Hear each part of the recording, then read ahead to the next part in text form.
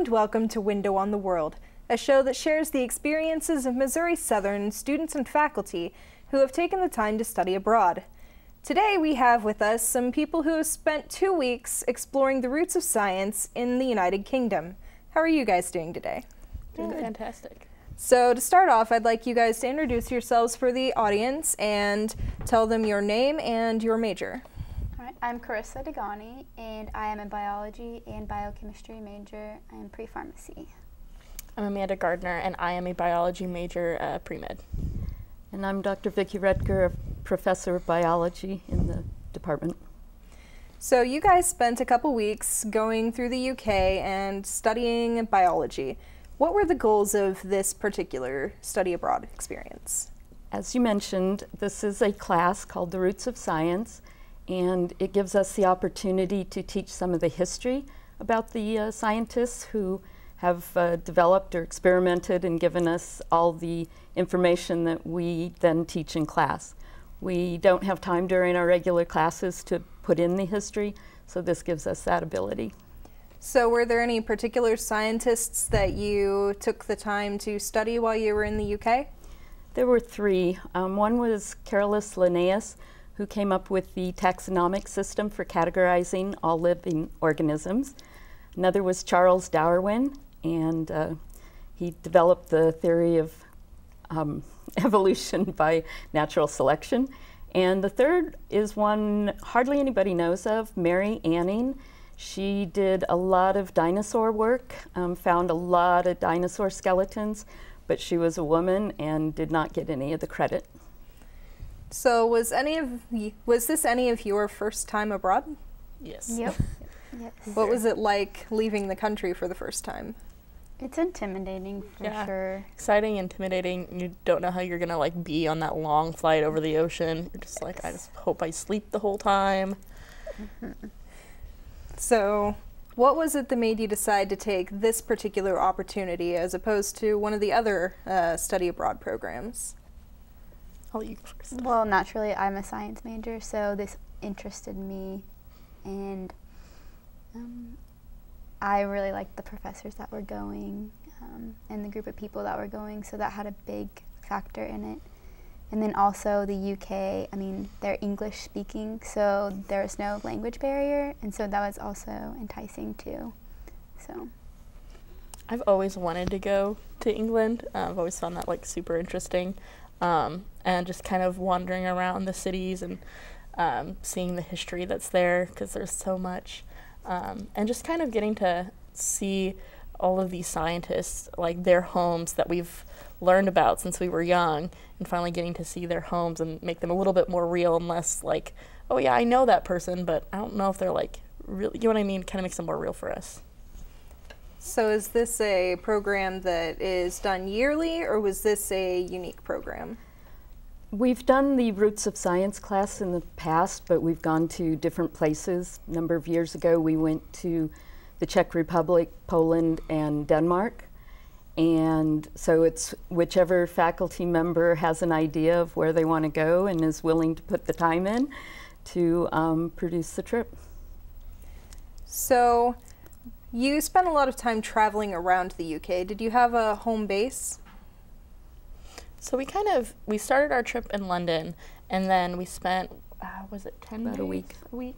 A week in London, and then we moved on to Oxford and spent some time there, and then from Oxford we went to Charmouth, which is a coastal city, and so we kind of just hopped around. We didn't really stay in one city and then come back. We just moseyed around. So did you spend a lot of time visiting different museums within the country? yeah. Yes, we went to a lot of museums. What were some of your favorites? Go ahead. I love the Hunterian and the British Museum. They're both just, I don't know, there's just so much to see. It's hard to see it all in one day. What was it that you were most excited to see while you went to visit these museums? Well, the Hunterian Museum was a lot about like biology and like the human body, and so that was really interesting to me. It was less about like animals and that kind of thing, and more about like us and how we've evolved, kind of. So I just love everything about it. The Hunterian Museum was new to me. One of the students had found out about it, and luckily we were on the last day that they were going to be open before renovation, and it had all types of medical and pathological specimens and medical equipment, and it was amazing. So one of the destinations mentioned was the Darwin House, which you kind of touched on briefly. What were some of the things that you saw while you were there? We saw the greenhouse. So the house is like immaculate and perfectly maintained. So we got to kind of wander around the house and then wander around the gardens and their greenhouse, and it was so beautiful. And you can kind of imagine yourself as Darwin walking around and the experiments you're kind of contemplating and what you're going to do that day with your family. And it was just really cool to kind of immerse yourself in that time period. So another one of your destinations was the Jurassic Coast, which I was really excited to ask about because it sounds very exciting. What was that about? So you think beach, but it's not the same kind of beaches we have here at all. They're like huge cliffs with these huge drop-offs and these amazing views, and their beaches are like huge rocks. So like we walked like I think a mile down the coast on the beach and to another city, and it was just really neat to like, the views were incredible, and we also got to look at some little fossils that we had found. I can't remember the names of the fossils. They were able to dig for their own fossils. Yeah. But yeah, and we got to keep them, bring them home. I was really proud of them. Yeah. I think just about everyone found at least one. Yeah. Yeah. I found a lot of fool's gold, which was exciting. Could tell everyone I found my own gold. Fool them, you know. So we have some pictures that you guys, or Dr. Wells, I believe, sent us about the trip. And I'd like to pull those up now so that we can kind of discuss what's going on in each of them. This was at the Linnaeus Center, and we were in the vault where they keep a number of the specimens and his actual specimens from 300 years ago, which is why they're in a very climate-controlled vault. And we got to see manuscripts that he had written, things like that. And I think that book actually that we're looking at had a section about, was it paradoxia? A section that had like phoenix and unicorns, because we'd never heard of them. We'd heard of them, but we'd never seen them. And so he wanted to continue to classify them just because we knew that, kind of heard of them, but we didn't know they were real. And then obviously we've come to find out they're not real, but it was just cool to see that section there. This is also at the Linnaeus Society, under the pictures of some of Linnaeus and other scientists. That is Darwin's house. Yep. Yep. Oh, the garden. Beautiful. So beautiful. Yeah. Walking around the green. It's in the countryside, so it was like a long ride out there, but it was really worth it. The ride out there was definitely worth it. They have his study set up as it was when he was there with all his equipment and everything. Is this more of the Darwin house? Yeah. Yeah. What was that? And oh, this was the Spirit Museum at the Museum of Natural History. We were able to go on a behind-the-scenes tour of looking at all the specimens in jars. What'd you guys? Go ahead. They had like, wasn't it the largest squid there? Yes. Oh, that was really cool. It was like a huge tank. It took up most of the room, like probably, I don't know, it was huge, 16 feet? More than that.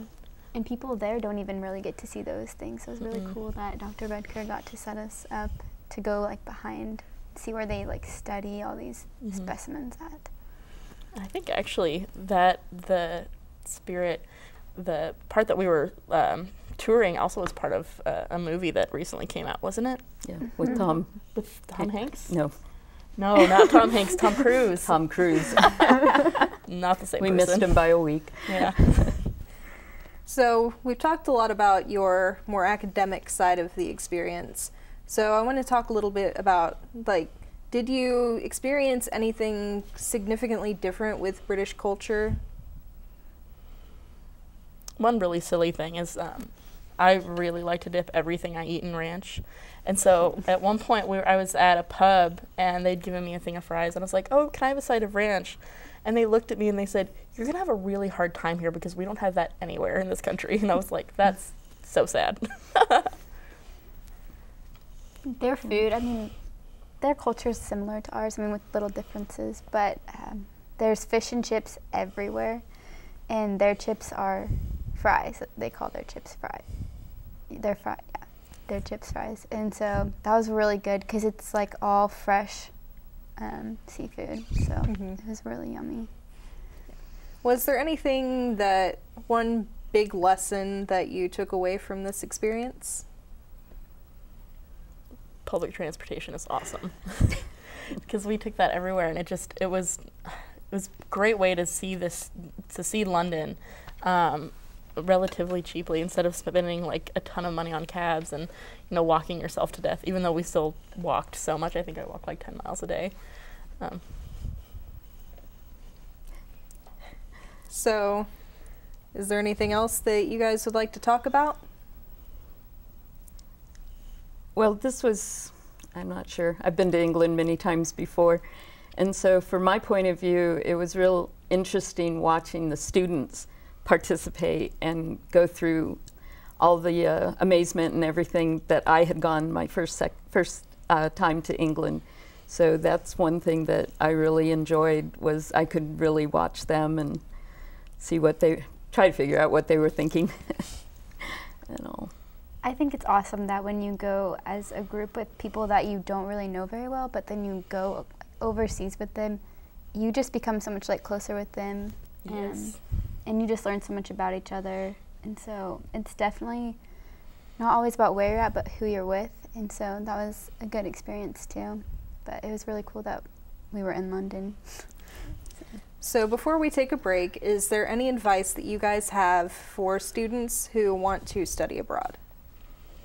Check the weather before you go, and when you're packing, don't overpack. You will regret it. You will regret it so much. So when you're packing, pack like 2 days in advance, and then look through your clothes again and say, do I need all of this? Probably not. We use backpacks instead of suitcases. We carried everything that we brought. Yeah. So I looked like a pack mule by the end of the trip. It was great. Well, it sounds like you guys had an awesome time in the UK. We're going to take a quick break, and I will see you for another segment of Window on the World.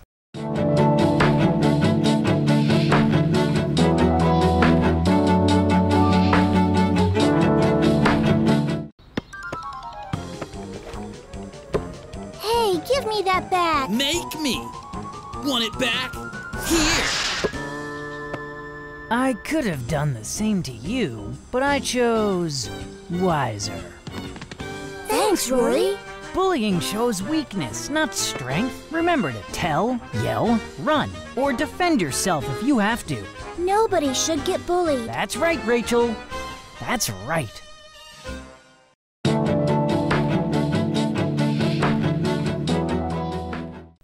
Hello and welcome back to Window on the World. We're talking about a trip to the United Kingdom made by the Biology Department, and I have with me 3 more students.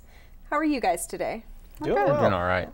So to start off, I want you guys to introduce yourselves for the audience and tell me your name and your major. My name is Claire. I'm a nursing major. My name's Toby Pederson. I'm actually a physics major, which still fits, but it's okay. And I'm Johnny Presley. I'm a biology major, and I actually graduated right before we went on the trip. So what was it that made you guys want to take this particular trip? Well, I personally, like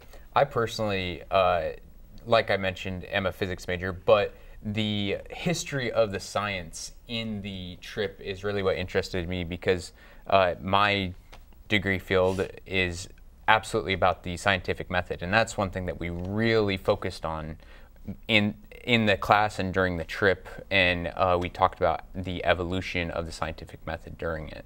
So. I have always wanted to go to England, and this was a great chance for me. It was affordable and the timing was great, so I went for it. And I know for me, I personally have never been out of the country, and so this was an opportunity that I'd always talked about. Let's, get out of the country, let's go see the world, and there it was. And so, took it. So have either of you been out of the country before? No. Nope, this was my first time. There was a lot of firsts for me on this trip. First time on a plane, first time in a big city, and first time out of the country. So it was definitely a lot different from this Southwest Missouri area that I'm used to. So did it feel pretty good to fly halfway around the world? I enjoyed it, but I can sleep anywhere, so no problems there. I thought that it would have been nice to have a little bit more leg space, but it was an adventure. Yeah, it was definitely interesting to look out the window and just see nothing but water, and it was an experience. But once you get past the fact that we're going to land eventually, it was all right. So we're going to go ahead and finish up the pictures that were sent in by Dr. Wells and kind of talk about what happened, what was going on in each of those pictures. Okay. Okay. So like they said earlier, this was kind of that little behind-the-scenes tour, and we're in this room where all these specimens are preserved. And I mean, it looks like we've got one or two little shelves here. That room was massive, and I mean just specimen after specimen. They had them all sorted, all different kinds. It was incredible to see. If I remember right, those are Darwin's actual specimens that came across with the beagle. So those are really neat specimens, and you can see to the side though that there's just these huge jars of just all sorts of things imaginable. Yeah, and that's one thing about this collection is that they would just accept anybody who would offer up, like, hey, will you take this specimen? So they would just take oodles and gobs of any type of animal or whatnot, and they actually recently had to stop saying yes because their collection was starting to get to 85 and 90% capacity. So I think they talked about they were planning on expanding at some point. They're talking about expanding, and then they also talked about how students doing research can come to this place and they can ask for certain specimens. Obviously, the Darwin ones are probably untouchable to the students, but yeah, the idea that you get to go in there and they were talking about like the squid, maybe not that one, but any of those types of specimens and do research on them. I mean, that's an incredible opportunity. Oh, this was the Greenwich Observatory. So we took an interesting boat ride down the Thames to get to this, and this was where the Greenwich Mean Time is located. And the picture of that ball, that's actually where they would drop the ball for everybody to set their stopwatches and their clocks to the correct time. And all the sailors coming up and down the river would be able to set their time correctly for a pretty generalized time across the world. Oh yeah, we're on the line. Oh yeah. Yep. Everybody's standing on the prime meridian right there. So yep. Degree zero, we're there. They figured out that that's not where it is. It's actually a little bit past that, but everybody still takes their picture there. And the building is already built, so it's a ceremonial line now. Now here we're in Oxford, I believe, and was this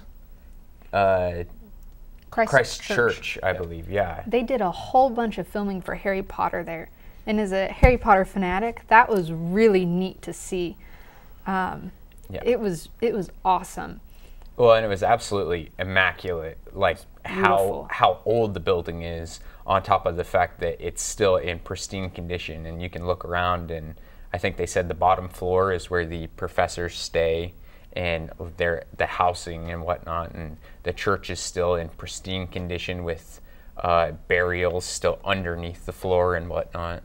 And I thought it incredible. When you think like London, UK, you think of these big cities, these concrete cities, and then we get here and these beautiful, immaculate gardens that are completely private just for the students. I mean, they're peaceful, they're quiet, and it just green all over. It was just beautiful.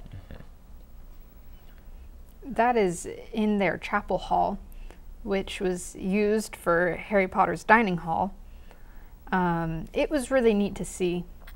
And there's your better picture of it. Was this? Oh, that's. Is that King's Cross? That looks more like King's Cross. Yeah. So when we were staying in London, we actually stayed in a hostel right across the street from King's Cross and St. Pancras, which is the absolute hub of activity in London. And you can jump on a tube train anywhere, and eventually it'll lead to this station. And once again, it was very immaculate, and it's still in high traffic use today. So very busy place. Stonehenge. Yep. The mythological calendar / who knows. Yeah. So we took a bus ride way out to the countryside, a lot further out than I thought it would be.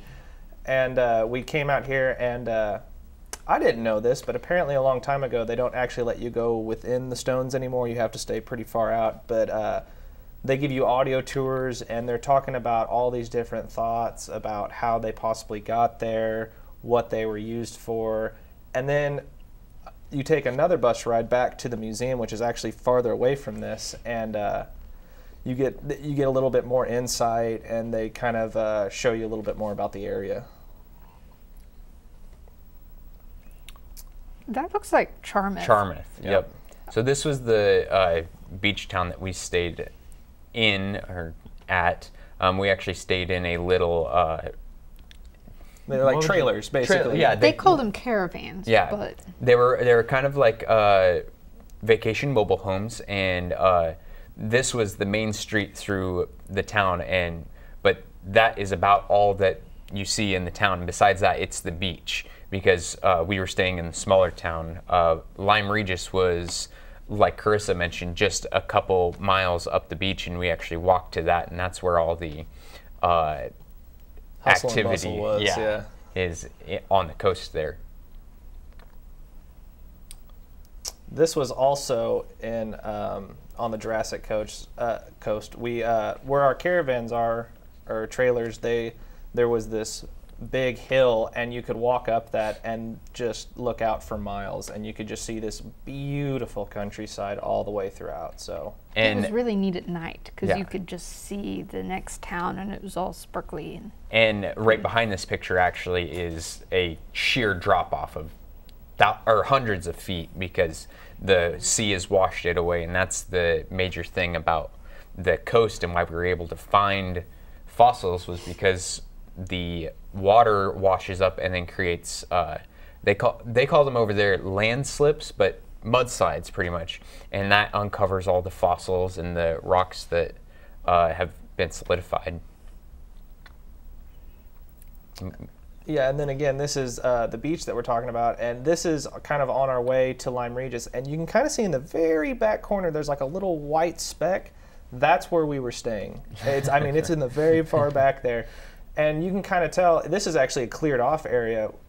Like Karissa was talking about, this beach is mostly like these massive boulders, but we were lucky enough to finally find a spot where we weren't breaking our ankles to walk, and got some smooth sand to walk all the way to Lyme Regis. And this was during low tide, though, where we were able to find this. As soon as the sea started coming in back for high tide, there's absolutely no way to walk on the beach. The water comes all the way up to the impassable parts, and so if we wanted to walk down the beach, we had to hurry up real quick and do it in our window of time. Oh, okay, so this is a perfect example of what I was talking about. Here you can actually see the lines of sediment and whatnot where the sea has washed it away, and those different lines are the different time periods of where the fossils would be located at. It was just beautiful there. It really was. That's nice sunset picture. It was on perfect. The beach. Yeah, this is right by our trailers, and I mean, like just the 30 feet away, or oh yeah, and you could just the whole night you're just hearing the sea just rustle against those rocks. Beautiful. Oh, it's wonderful. So I think that's the last of them. You guys talked about a lot of places. What was your absolute favorite place that you visited? I really liked Oxford. It was perfect. It was big enough that you could do things, but small enough you didn't have to fight to do it. On the topic of museums, I would actually have to say in Oxford there is a History of Science Museum right next to the History Museum, but it had a lot of different scientific equipment in there that has been saved back and whatnot, and like how they track the stars and so on. And I really enjoyed that because there was a lot of physics and mechanical equipment in there that I enjoyed.